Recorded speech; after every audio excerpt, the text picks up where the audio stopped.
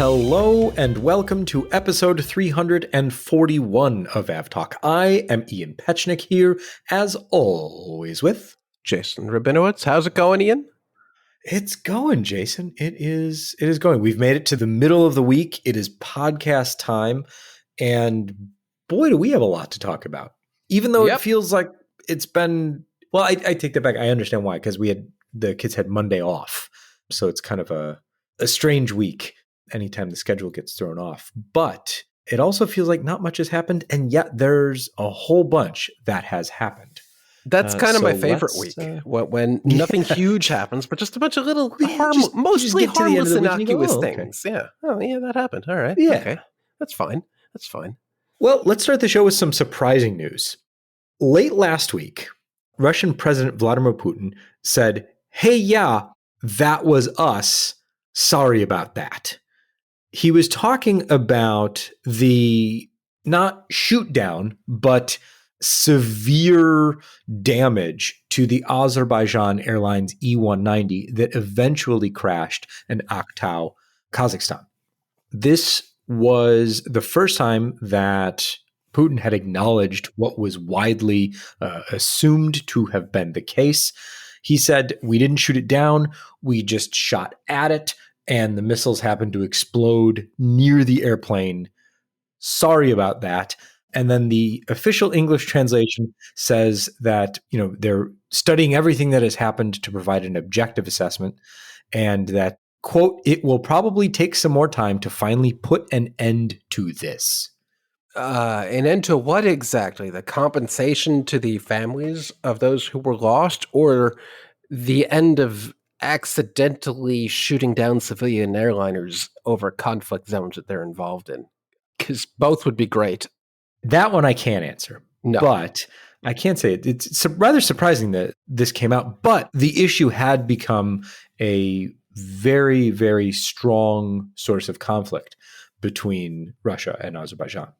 Yeah, there are precious few countries out there where Russia has to kind of save face like this and make everyone whole and actually admit that they did a thing, because apparently the international relations between Azerbaijan and Russia, they're strained, and this is not helping. And apologizing and taking responsibility for this is part of Russia's way to kind of make relations better.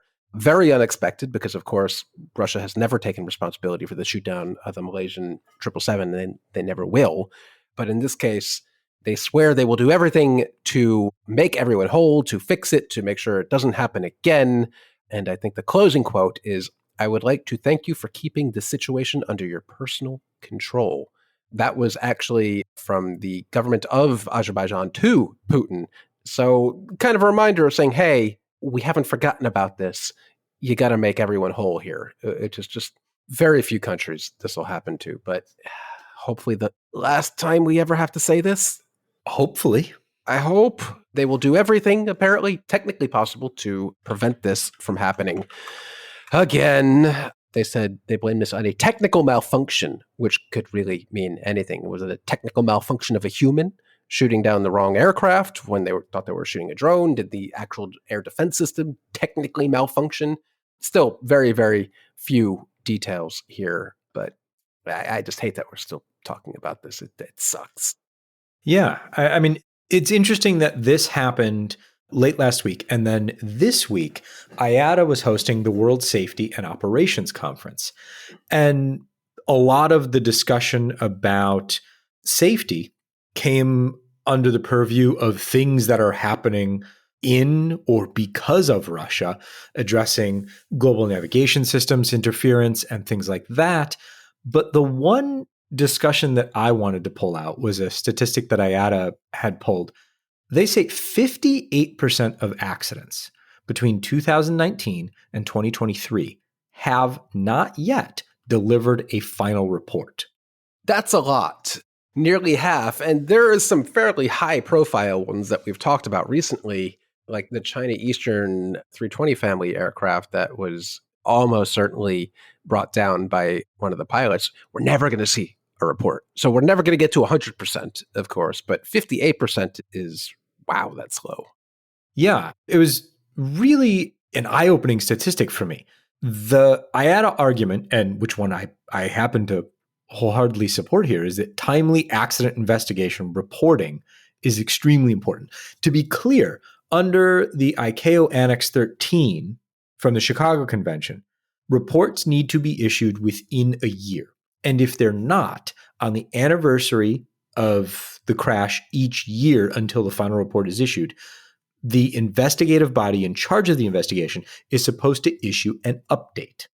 That, as Jason points out, has not happened for a lot of high-profile accidents. That said, the quality of a lot of the preliminary reports and eventually final reports that are coming out have increased. And IATA recognizes this. And I think we've talked about this in multiple cases, especially where there is a lot of information to process in these preliminary reports, and it's laid out in a clear and effective manner to advance safety in advance of the final report coming out.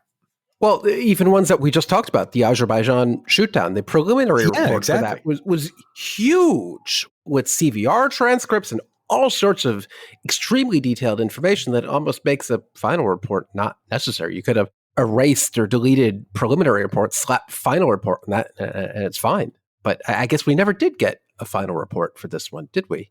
Not yet. I mean, we're still within. We haven't gotten there, yeah. But I wouldn't be surprised if we don't, because what would be the purpose? Well, maybe they'll just delete preliminary and put final on it and call it a day. Yeah, due diligence. But I guess there are also so many preliminary reports. The NTSB doesn't just, at least all, not just the NTSB, but all investigatory bodies, they don't just investigate the biggest incidents. They investigate tons of tiny little incidents. And I guess just not all of them rise to having the personnel needed to issue a final report. Some things are just, they're never going to get to it because there's just so much. Yeah, I wonder how that work gets prioritized. And although I think we've seen a lot of final reports that don't come from preliminary reports. They're just, we investigated this and here's what happened. Right. Let's completely shift gears and talk about paint. Huh? What kind of paint? Well, unfortunately, paint. So I'll lay it out and then we can talk about some things that may be important, might not be important. But hey, this is a podcast about aviation, so we're going to do it anyway. American Airlines is celebrating its 100th anniversary next year. In advance of that, they have unveiled the centennial livery that they are going to paint on an aircraft. The particular aircraft on which they are going to paint this livery is a Boeing 777-300ER, registered November 735 Alpha Tango. That particular aircraft will wear a livery that is reminiscent of the 1930s flagship livery. So silver body, international orange sheet line, and the old American Eagle emblem. This is the latest in a string of centennial special livery aircraft that we've seen recently. We talked just a few weeks ago about Lufthansa 787-9 coming out we're already rolled out of the paint factory, the facility where they make the airplanes in Charleston. We know what you're talking about.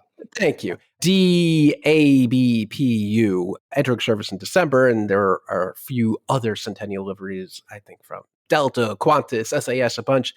I think this one from American is going to be the most divisive special livery. There's already a lot of reaction of, I love it, and oh my God, I hate it. That being said, we have only seen a livery because, believe it or not, this aircraft is still out there flying in current party American flag tail livery, which itself has haters and lovers. So I guess Americans just keeping up its theme of having a very divisive livery. But it's painted gray, even though we know they can... No. It's not painted gray. Okay. It's painted It is painted in Silver Eagle, which is apparently a trademark color. Oh, okay. Well, there's that. But we know the American had forever 777-200s in actual bare metal. Correct. Which I guess they could do with this here 777, but they're not. I assume there's some sort of reason why they can't do that. It's probably more work. at this point. That It's is probably more work at this point. That is more work because you got to get all the paint off. But then again, to put a new paint coat on, you got to take all the old paint off. I don't know. I'm sure they have their reasons, but I am reserving final judgment until we see this in person, until it's actually painted, until they, as our friend John Walton and Jeremy Dwyer-Lindgren have pointed out, correct some of the errors in the livery. There are some design elements that need to be swapped before Yes. they can actually paint this aircraft. That is true. I assume some of the assets in the rendering were accidentally mirrored when they're not supposed to, but they haven't painted the aircraft yet, so there's still time to fix that. But I like it purely because American, damn it, they're putting effort into it. And all too often, effort is not put into things. And here we have incontrovertible evidence of effort. I love that you're hanging your hat on effort. I mean, don't get me wrong. Don't get me wrong. They did try. They are trying. And to be clear, I love the idea of this livery. Yes. I absolutely do. I'm not sure it translates perfectly from the DC-3 that they took as inspiration to a 777-300ER, just because it's such a damn long airplane. Yeah, exactly. It probably would fit better on like a 788, but that's not their flagship. That is the runt of the fleet. As you love to remind us, you do not love that aircraft. The 777-300ER is the flagship, literally painted on the side of the plane. Flagship. Yes. We wouldn't know otherwise. No, there's no way to tell except for the product inside, which is also called flagship. But that's besides the point. I appreciate effort and a celebration of a centennial because all too often airlines phone it in and slap a sticker on the nose of the aircraft and say, 100 years, yay. And, I mean, I don't think that's actually happened for a 100-year centennial. But yeah, lots of anniversaries come and go with not much fanfare. This ain't one of them. Yeah, I'm looking forward to seeing it in person in the next couple of weeks. Absolutely. But what I'm also looking forward to now is pitting American and United against each other, because I know that United's also working on a special livery for its 100th anniversary. So this is going to be fun. Yeah. Did Delta put its 100th anniversary livery on a 350, or was it only the 321? The 350 and the 321. 350 and 321. Okay, so So really, American's already behind by only putting on a wide body. They got to put it on a narrow body too. Maybe we'll see that later on. I don't know. Maybe on like, do they still have CRJ 200s or E145s? What's your smallest plane these days? to as closely match the DC-3 as possible. Well, I mean, they already have the Astrojet livery on a 737. Oh, so you're saying slap a 100-year sticker on that, and there's your centennial. Okay, you know what? I don't hate it. We'll put a link in the show notes to a photo of the rendering of this particular livery, and we'll let you guys go at it in the comments. Jason, here's a fun story. Mm-hmm. Not for Finnair, but it's interesting to explain how the industry works or sometimes doesn't. Finnair this week grounded 8 of its A321s because the seat covers had been cleaned with water. Huh. You never clean with water, but actually you don't. Right. And 8 A321s is more than half of its A321 fleet, by the way. They only have 15. So that's a big deal, grounding more than half of that fleet. But apparently, again, learning things from John Walton again today. Hi, John. You can't do that because seat fabric and seat covers are way more high tech than just your couch or a seat. They have very scientific flame retardant requirements, all sorts of things that make sure they can't light on fire. And if somehow they do light on fire, they don't burn. And apparently, when you clean them with water, you wash away whatever that coating or special material is in that seat. And you can't do that. I don't know how you clean them. Maybe you do try clean them. I don't know. Yeah, I mean, to be clear, we're not talking about someone taking a spray bottle and a rag. This is when the seat covers did they power wash them? Yeah, this is like when you remove them and fully clean them. Yes, as far as I understand. And the issue here is not even the fire retardant properties and the fireproofing properties of the seat covers were for sure degraded. It's just that they don't have certification for the cleaning process that they used. So they don't know. And out of an abundance of caution, they grounded the aircraft for further inspection. Yes. Well, apparently today Finnair canceled 4% of its flights and 20% overall were canceled, which is probably a lot higher than the norm for Finnair, which is probably 0% or somewhere close to it. But lesson learned, there's a lot of technology that just goes into the seat of an airplane that you would never, ever think about. But somebody at Finnair... We could do an entire episode on how seats work. Yeah, someone at Finnair, they're thinking about it, not by choice now, but because there's going to be a really unhappy meeting about what happened. If there hasn't been already. It happens. Mistakes are made. You live and you learn, and sometimes you live and you accidentally wash a seat with water. Who knew? Not the people that Finnair hired to clean the seats, apparently. Whoops. In interesting news that solves an actual problem that we've talked about before, Boeing has unveiled an electronic parts authentication schema that it is introducing with Southwest Airlines and Aeroexchange as the first partners in this. So what this is a completely digital, and we'll just use the kind of shorthand here, certificate that allows parts to be proven to be good to use and authentic, and to know that these come through the supply chain from qualified and respected sources.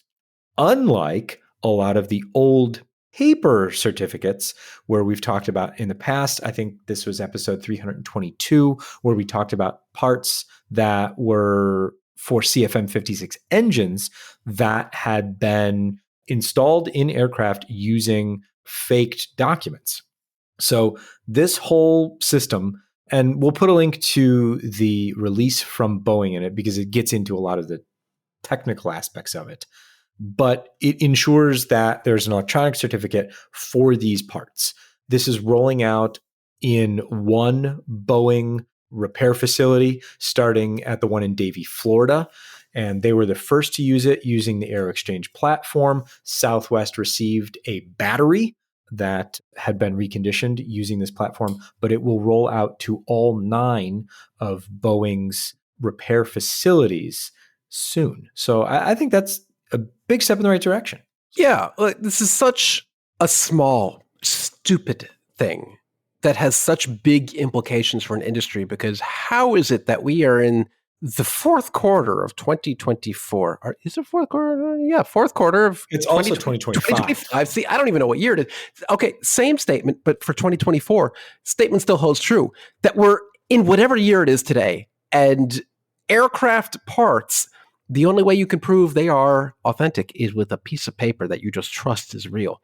That is crazy, because nonsense you get from Amazon, a battery that is supposedly manufactured by Anchor, comes with a little thing with a QR code that you scan to make sure it's authentic, because fakes are so prevalent on Amazon that manufacturers actually include things that you can scan to make sure it's actually authentic. And to think that that technology has come years before aircraft manufacturers and flight safety critical parts, and it came to little trinkets on Amazon first, is kind of crazy. But good on Boeing, good on its partners, good on Southwest for participating in this. And hopefully this goes very quickly from a thing that Boeing did with an airline to a thing all suppliers do with all airlines very quickly. Yeah. And they only mentioned blockchain once.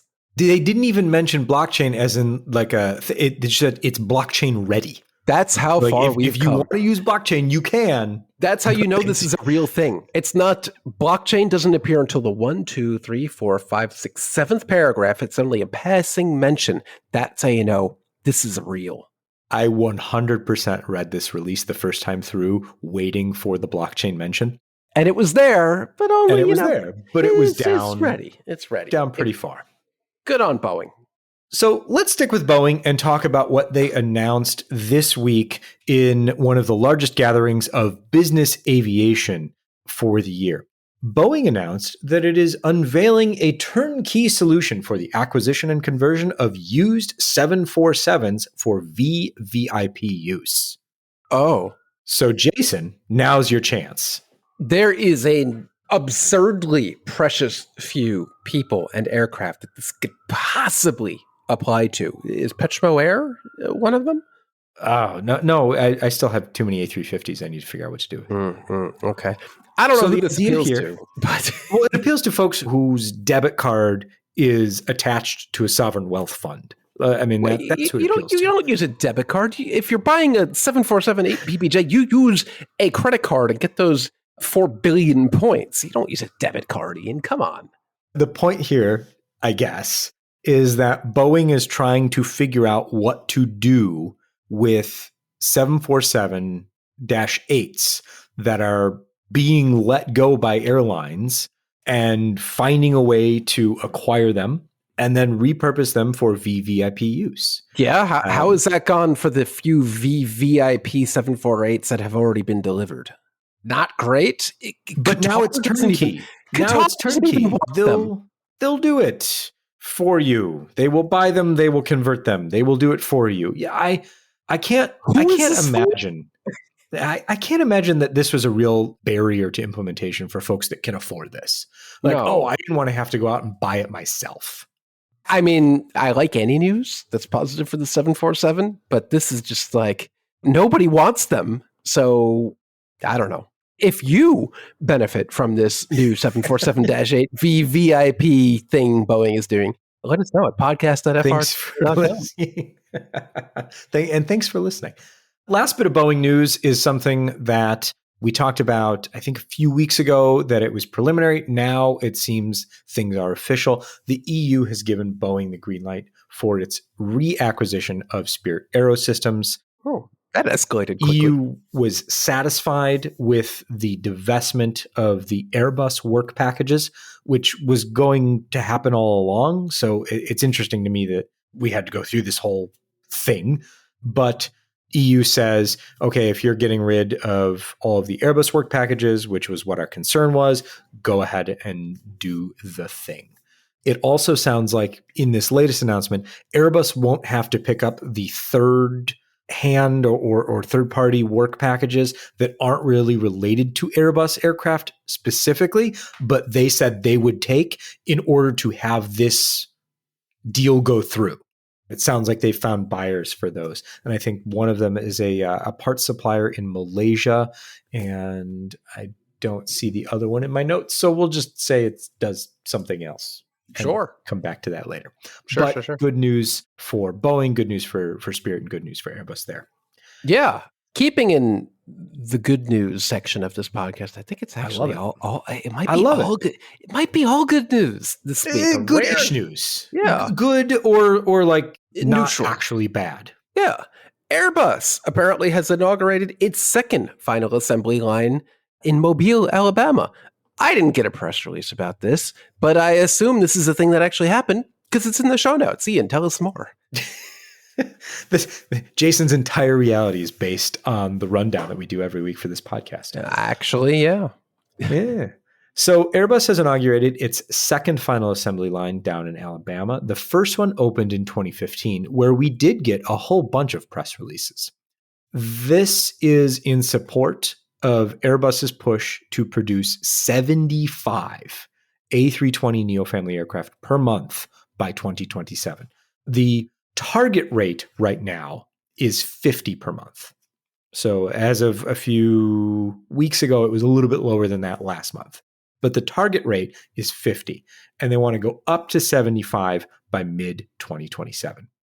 That's not just in Alabama. That's across all of Airbus's If that was only manufacturing Alabama, that'd be super impressive. That. So that's Hamburg, Toulouse, Mobile, and Tianjin in China. So that's across all of them. But 75 aircraft per month is still an incredible number. It is. Remind me what Boeing is shooting for. So Boeing is at 38, shooting for 42 in their next rate increase. And I believe they were shooting for something in the 60s eventually, but who knows at this point what their goal is. What I'm getting at is it's pretty crazy that Airbus needs its final assembly lines, I guess, in Hamburg, Toulouse, Mobile, and Tianjin while Boeing is going to try to do that basically all in Renton with some in Everett with only 2 facilities. That's a big difference. Way, way different approach to getting to the same very crazy high production rate. That's an interesting point that you make, that the floor space and the facilities that it takes to produce those aircraft. I still want to get to the T-engine facility over in China one day. I was so close one time, but it turns out if you don't speak Chinese, getting on the Chinese-only tour is really difficult. That sounds like it would be difficult. It was. That's a perfect segue into what we'll talk about next, which is the fact that the U.S. Department of Transportation issued an order with very little public comment period. 2 days they gave for Chinese airlines or anybody who wants to publicly comment on this proposed order, that Chinese airlines would soon no longer be allowed to fly over Russia in between the United States and China. So they've been allowed, or US and other carriers flying between, well, not other carriers, because just US carriers, specifically China, have not been able to fly over Russia since 2022, since Russia implemented a reciprocal ban on airspace.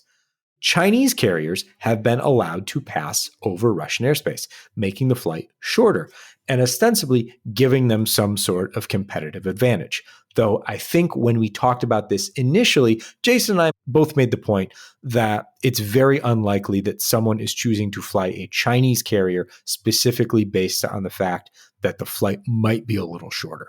Yeah. But interestingly, on the other end of the spectrum, why wouldn't the US be demanding flights on the other side of the planet be doing the same thing? So your flights from, let's say, Air India, Etihad, Emirates, they fly over Russian airspace to the US. So why does this only apply to Chinese airlines and not That's other a great international airlines? Great question. And I think that comes down to the 1980 US-China Civil Air Transport Agreement, particularly like Article 2, Section 4. That particular agreement governs how US and Chinese air carriers can operate between the two countries. There's a clause in there because of the Soviet Union that says they can only operate services over third countries on routes that are available to both parties. Interesting. I did not expect you to have an actual answer to that hypothetical question, which is apparently not hypothetical. No, but now the question becomes, so taking Jason's question at face value, because that's a really interesting question, and I'm glad I had that answer. Part 2 of that question is, why now? Why not? Does anything the US government does right now make any sense? No. That's the answer. All right. That's fair enough. But I think the question then still stands, if they have statutory legs to stand on here, which the DOT seems to with the Chinese airlines, why would they not then say, okay, we're also looking to level the playing field? Why not, look at Air India? Why not look at Etihad? Why not look at Emirates? Why not look at Qatar? Maybe that's next in line. I'm not sure, but it would be interesting to see the discussion. They're like, well, we need to do this now for some reason. And then what about the others? Yeah, I'm more surprised at this point, given everything, that the current administration would be more willing to force Chinese airlines to not overfly Russian airspace than to lift the ban on US airlines flying over Russian airspace at this point. Nothing makes sense. It is what it is. Very weird about the comment period being so short, though, because I probably wouldn't personally leave a comment, but I'm sure lots of airlines would like to leave comments. The 7 Chinese airlines had quite a bit to say about the fact that this would affect them, and they only had 2 days to respond. They petitioned for more time. I'm not sure how much more time they got, if any, at this point. But it'll be interesting to see if this gets put into place, what effect that has on the number of flights that are currently operating between China and the US, and by which airlines. This doesn't seem like it goes well for either the Chinese airlines or the US airlines if this actually gets implemented. Nope. In bad news, I guess, Spirit Airlines has received approval for its debtor in possession financing. they get a bunch of money right away to keep moving. And they also get to do all of the things that they would like to do as far as rejecting leases and things like that. And interestingly, they've also been allowed to cancel the 52 A320neo family orders that they have and transfer them to AerCap as part of this restructuring. All right. Still not sure what the grand plan is here for Spirit, but they are certainly trading in their future for the current, the now, to be able to keep operating. Don't know what the plan would be in the future for actually growing, expanding as an airline if they're giving away literally all of their fleet options, all of their orders. So what they've done is they've gotten rid of their A320neo fleet. I mean, basically, they're rejecting the leases on all of the existing A320neo family aircraft. They are giving up their A320neo family order, which included A320 and A321neo aircraft. Then they're saying, okay, we're going to take a new order of 30 aircraft at some point in the future. Maybe. All right. It's shrinking to survive. It's shrinking to profitability. And as we talked about, it has not worked yet. Maybe Spirit can crack that nut. Maybe. Maybe they're just so fed up with the geared turbofan engine issues that they just gave up their entire Neo family aircraft and they're actually going to operate the aircraft that they have to operate. So yeah, something. Yeah. Spirit is definitely one of those airlines. Not quite as bad as what was the Indian airline that basically was run out of business because of the Go First. Go First. There you go. Not quite as bad as that, but certainly not helping the situation. Yeah.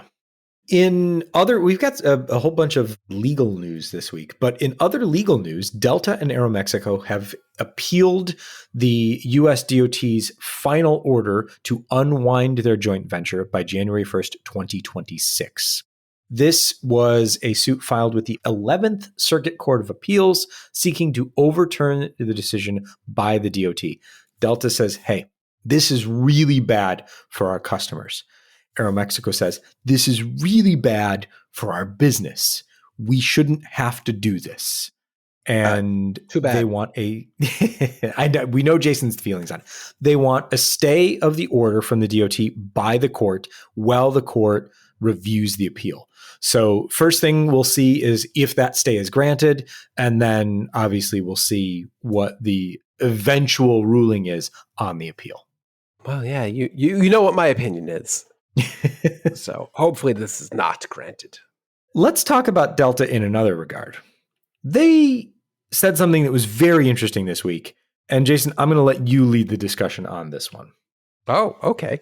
Well, all the rage these days is flying narrow-body aircraft over the Atlantic Ocean. And let's be real, it's the 321neo XLR at this point, but also we talked about United launching a bunch of new routes to Europe, transatlantic flights using the 737 MAX aircraft. American is going to be launching international flights at a New York JFK with its new 321 XLR.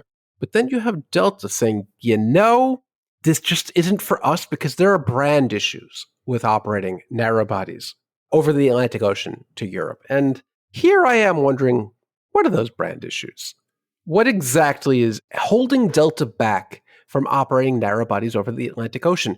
Keeping in mind, Delta is the airline that flew 757s from New York to Africa up till not too long ago. So clearly not adverse to flying narrow bodies over the Atlantic because they did that until COVID.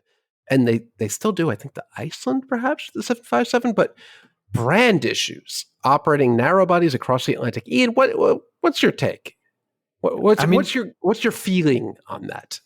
My feeling on that is that, one, they've done it before. So that's a weird thing to say. As you pointed out, they're not new to doing this. But also to say that they have brand issues in what would be a brand new, perfectly lovely, internationally configured cabin versus an elderly, at this point, 767-300ER. Oh, you're going there. I see. So this is the weird thing. So if Delta was able to take delivery of its 321neos with the Delta One product that it wants to, that is not yet certified. That being aside, Delta flies a huge chunk of its transatlantic operation with the 767-300ER, which has one of, if not the oldest premium product across the Atlantic. The 767s are getting very long in the tooth. The product is very dated. I'm pretty sure my phone is a bigger screen than the entertainment system in business class. I've been avoiding those for years if I have the chance to fly business class. And they're going to fly these up until 2030. So really, is the perception of a wide-body aircraft so much more positive than a brand new airplane that Delta just won't do it? Or are they just saving face because they can't do it because their product isn't certified? I mean, that to me would be a brand issue if you just didn't have seats. Yes. I mean, this isn't Lufthansa. They're not going to operate a plane. We have stools. 4 out of 40 seats because the seats aren't certified. But that's always a possibility. But it just seems weird to say there are brand issues. Like, I don't think anyone getting on board the plane, as long as it's nice, cares that it's a narrow body versus a wide body. I've been on narrow bodies across the Atlantic, and it's fine. It's fine. No one knows the difference. It's fine. We'll see if they change their tune once they get those A321s. One day. In what I believe is probably just a negotiating ploy, but would be pretty eye-opening if it actually happened, Turkish Airlines is threatening to walk away from its 737 order, or large almost order, for up to 150 aircraft if they cannot come to an agreement with CFM on the engines. Remind me who puts engines on a 320 aircraft? Also CFM, but okay. also Pratt & Whitney. So while you do not... Well, the Pratt & Whitney engines operate these days. Yeah, but the new ones are better. That's what they've been saying for a long time, and that has never been true. So this is an order for 100 plus 50 737-8s or -10s. At the moment, the deal is stalled because Turkish is negotiating with CFM for the LEAP 1B engines. Assuming that they left, they wouldn't be able to take the LEAP 1As on their A320neo family aircraft, so they would have to go with the Pratt & Whitney. And as Jason just mentioned, I guess is my... I don't trust Pratt & Whitney, even if they're new engines. Pratt & Whitney has proven itself time and time again to not be trustworthy. Even airline executives here, New York-based airline executives, are very vocal in saying, hey, these engines kind of suck, don't they? Maybe not those words exactly, but pretty much. At least not publicly. No, publicly. But yeah, you love a good negotiating tactic made public, right? I mean, it makes for good podcast fodder. It does. Right now. It's happening as we speak. In other aircraft purchasing news, lessor TrueNord has placed its their Dutch lessor TrueNord has placed its first ever direct aircraft order with a manufacturer, going for 20 plus 20 options on the E195-E2, as well as options for 10 E175s. Hey, they're bigger than I thought. They've got a nice website with a map of tails of all the places their aircraft are. They're all over the place, except for South America. Interestingly, they've got Porter, Air Canada, Republic Air Mexico, Camair, Ethiopian. They're bigger than I thought. Look at them go. Yeah. Good for them. Yeah. Most of their portfolio up until now has been acquired by acquiring other lessors' aircraft. And so now they've branched out into purchasing directly from the manufacturer. Good for them. Yeah. I can't imagine that these E175 current generation are going to anyone other than Republic. But hey, you love to see that product line live again and again and again. And again. You can't kill it. It cannot be killed. Let's see. Let's go much, much bigger than the E175. Let's talk about the first 777-300 ERSF. So this is the first 777-300 ER freighter that has now gone into revenue service. November 778 Charlie Kilo has been put into service by Kalitta. They are flying that aircraft first between Cincinnati and Atlanta, the vaunted cargo route there, to make sure everything works well. And now it is flying all over the world. So if you want to spot that one, have fun and let us know if you do. Flew today, Hong Kong, Anchorage, LA, probably carrying iPhones or some sort of other junk like that. That seems like an iPhone lots run. and lots of iPhones. But that is a good looking freighter. It sure is. Gotta say, that is a good looking freighter. It really is. We'll put a link to the photo in the show notes. That's what we'll do. Yep. Speaking of links to photos and show notes, because this weekend we got some really good photos of this particular aircraft. Unfortunately, it's about to be retired. I'm talking about Iceland's Hekla Aurora Special Northern Lights livery aircraft. The elderly 757 that has worn one of my favorite liveries for nearly 10 years is now set for retirement. It got a slight stay on its retirement, reportedly because of a broken A321neo. So they needed it for a few extra days, but now it's on its way out. So soon it will join its sibling in the US for, well, part out. Oh, that makes you sad. That makes me sad. But when I think of Icelandair, I think of 757s because that's what they've flown for so long. And also 767s for us spoiled passengers here in New York and Newark also, because those are actually quite nice. But I did not know until right now that they have more 737 MAX aircraft than they do 757s. That kind of snuck up on me a bit. They've got 12 757s, I guess less now, because I'm pretty sure they've retired their 300s. Yeah. Even though those are counted as active on the fleet on plane spotters, but they've got 21 737 MAX aircraft, most of the MAX 8. I did not know that the scales tipped not only in the favor of the 73, but so heavily towards the 73. There's just this psychological difference for me flying a 75 versus a 73 that I just highly regard the 75 even on a transatlantic flight when the 73 is like, I don't know, maybe a little brand damage here. Don't want to fly the 73 transatlantic. Kidding about that part. But honestly, I did not know that they had so many more 73s and 75s at this point. And growing. But the 757 fleet is being wound down as they take delivery of the A321 LRs. And we'll see, hopefully, a new special livery on one of those at some point. One can only hope. Yes, please. Also going into retirement this week, Edelweiss's first A340 has gone to storage.